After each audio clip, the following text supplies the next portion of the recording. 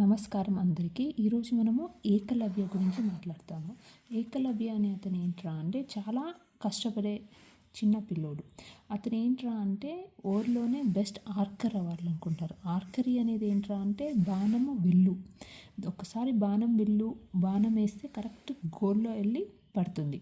అలా the best అవ్వాలి అంటే ద బెస్ట్ గురువు ఉండాలి అనుకుంటారు. అప్పట్లో ద్రోణాచార్య గురువు అనేది బెస్ట్. సో ఈ ఏకలవ్య ఏం చేస్తాడు, ద్రోణాచార్య దగ్గరికి వెళ్తాడు. కానీ ద్రోణాచార్య ఏమంటారు అంటే, నేను ఓన్లీ కింగ్స్ ప్రిన్స్ వాళ్ళకే నేర్పిస్తాను, నీకు నేర్పిలేను అంటారు.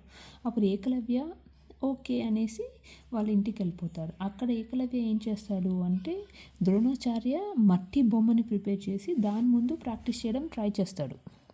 సో అలా ప్రాక్టీస్ చేసి మంచిగా అయిపోతాడు.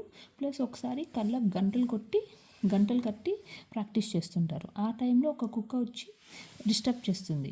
అప్పుడు ఏకలవ్య ఏం చేస్తారు అంటే కరెక్ట్ తన నోట్లోకి బాణం వేస్తారు. కానీ దానికి ఏమీ అవ్వకుండా అలా చేస్తారు.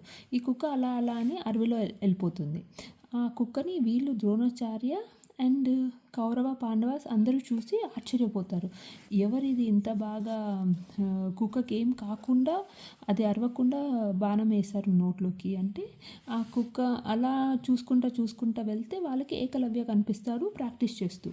అప్పుడు ద్రోణాచార్య అడుగుతారు ఏకలవ్యని, నీకు ఎవరు నేర్పించారు ఇంత బాగా అంటే, అప్పుడు మీరే గురువా, మీ బొమ్మని నేను మట్టితో చేసి దాని ముందు కూర్చొని ప్రాక్టీస్ చేస్తున్నాను అందుకే అంటారు. అప్పుడు ద్రోణాచార్య మామూలుగా అర్జున్ని మంచి ఓల్డ్లోనే ది బెస్ట్ ఆర్కర్ లాగా చేయాలి అనుకుంటారు.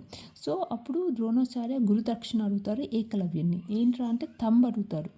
సో నార్మల్గా నీకు విల్లు పట్టి బాణం వేయాలి అంటే అనేది బొటనవేలు అనేది చాలా ఇంపార్టెంట్. కానీ ఏకలవ్య ఏకలవ్య ఏం చేస్తారు, మోమాటం ఏం లేకుండా ఆ తమ్ని ఇచ్చేస్తాడు ద్రోణాచార్యకి. తర్వాత ఏంటి అంటే ఏకలవ్య అది బాధపడడు. ఎందుకు అంటే ఇంకొక హ్యాండ్ని లెఫ్ట్ హ్యాండ్తో ప్రాక్టీస్ చేసి దాంతో పర్ఫెక్ట్ అవుతాడు.